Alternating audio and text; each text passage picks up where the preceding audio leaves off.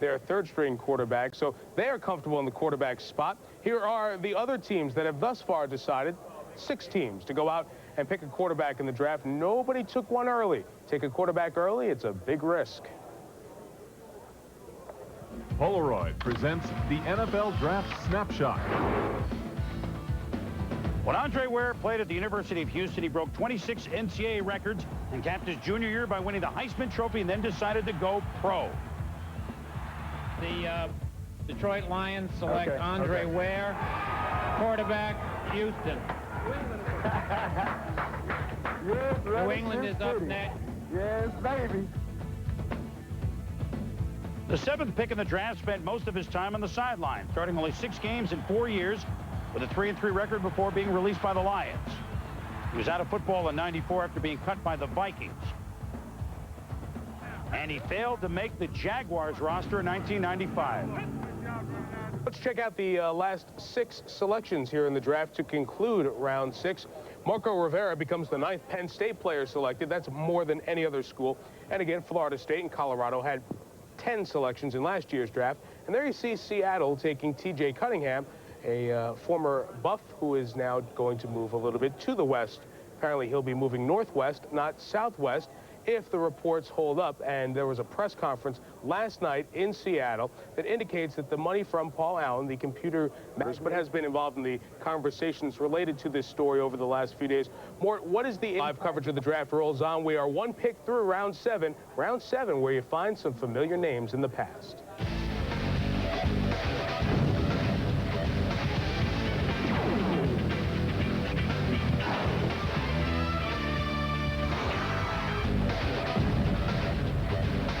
Indicates that the money from Paul Allen, the computer matters, but has been involved in the conversations related to this story over the last few days.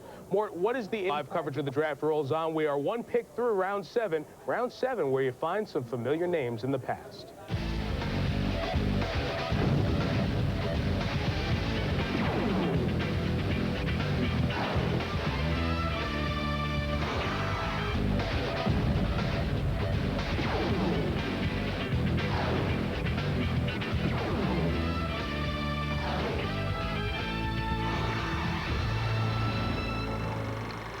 Finding a quarterback late in the business. Joe Theismann in 1971 was a 4th-round selection. It's worked out pretty well for everyone involved. The Redskins and us, after, of course, Joe's trip, as you were reminded there in front of you, Miami, the team that drafted Joe Theismann. There are others who, as you move down, were drafted, but then you start to notice the guys in the late 80s and then the 90s, many of them are nowhere near the team that drafted with them. Just look at the Washington situation with Rippon and Humphreys, and you wonder if Washington's going to be in the same situation that they were then with Gus Frerotte now, and of course Heath Schuler, as those guys will battle out for the quarterback job this coming year. And John Freeze in San Diego removed from that situation. Let's talk a little bit about quarterbacks and in general, Tampa Bay. If you're going to have a great quarterback like a guy like Trent Dilfer, who the Buccaneers brought in a 1st-round pick, their prerogative is, yeah, you got to get Trent Dilfer in the lineup at some point, but then you have to balance that out with winning. Trent Dilfer could be successful for you as a football team, but you've got to turn to winning and have that investment there, because if you don't win, you're not going to put people in the stadiums, and that's a totally separate issue that we should bring up here with Tampa Bay as Andrea Kramer joins us. Andrea, the Tampa Bay situation is one that was very dicey for a while, possibly moving to Orlando, somewhere else in Central Florida. Why don't you update us on where that situation is? Well, Mike, you said the key word, stadium, and isn't that really what stadium economics is the hot issue in the NFL right now? Let me try to update you on what the situation is. I just got a chance to speak with Joel Glazer, one of the owners. The Bucs will play here next year, no question about that. But the Glazers covet a new stadium. They say they're losing between $12 and $15 million a year. Here's a synopsis of what's been going on. The Glazers, the City of Tampa, and Hillsborough County have reached an agreement on a stadium finance resolution. What that would mean is the Glazers give $5.9 million a year for the next 30 years. An additional $8 million a year would come from a 5% rental car tax.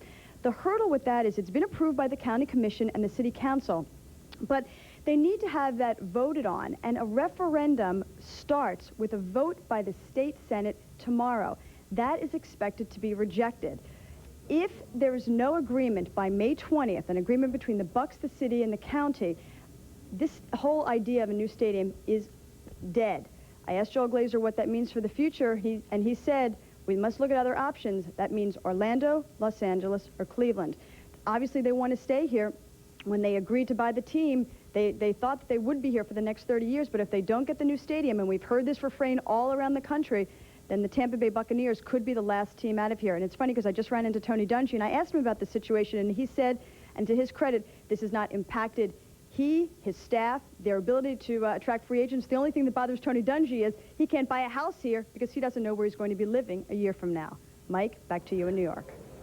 And, Andrea, that's true with not just coaches who move around, but a lot of players as well. You talk to some guys around the league, especially with the Seattle situation, some players who've been there a few years. Where do you buy your house? Up in the Northwest, or do you buy down in California, where the rumors were Seattle moving to Anaheim? Why are these players thinking that? Well, they've got signing bonuses to spend and put down a nice down payment on a new home. The big signing bonus, one factor of the days after the draft. Nick Bakay looks at that.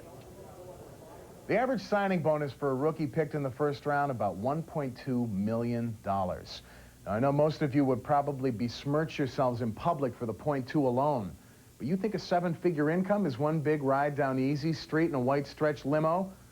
Perhaps with curb feelers, static straps, the champagne flowing. Think again, Cappy. Let's break it down.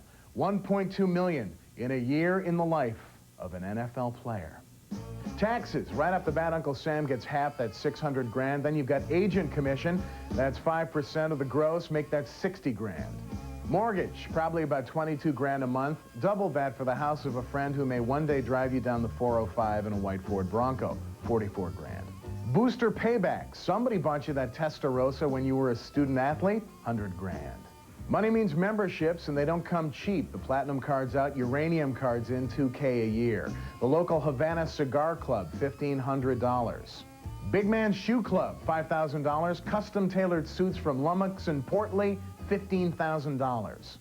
Tally these up, and we're already down to $827,500, and it is only the third quarter. Membership in your team's local Tryst Palace, $2,000, which brings us to bail bondsmen. Prorated DWI, a battery, and a couple of Vice Sting hush money payoffs over 12 months, $89K.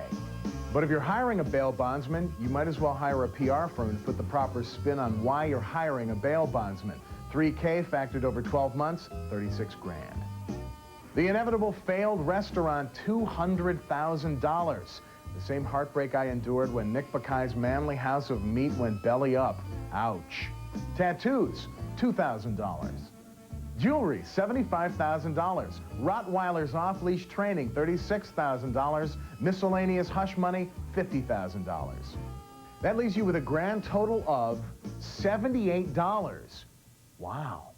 They say it takes money to make money. Well, it takes a lot more money to keep money. Bottom line, who knew it? These guys play for the love of the game. And I think that's beautiful. Back to you. Okay, Nick, thank you. So let's look at the signing bonuses and how these guys were spending that money, as Nick just detailed the money. This is just for linebackers, and you see the importance and maybe the evolution of Jimmy Johnson's defensive philosophy, going to more teams, thus the importance of linebackers in those schemes and the value that these players get, starting with Biscuit Cornelius Bennett, who moved from Buffalo to Atlanta, and there was almost a chain reaction. He moved to Atlanta, so Buffalo had to sign Spielman, so Detroit had to sign Brooks, and the Giants are still looking for linebackers to fill their holes. That's usually the way it falls, though. But you look at Dave Campo said it best. The way the linebackers play dictates how well your defense plays. And when you got guys, 90% of the guys on that list that you just showed can run very, very well. And you take the Dixon Edwards and the guys from Dallas, you factor those in. You've got to keep your linebackers if you want to keep your defense together. Talking about the Cornelius Bennett, $5 million. Atlanta this year, signing bonuses, $14.5 million. In 1989, their entire payroll was $15 million. Some of the changing economic aspects of the National Football League.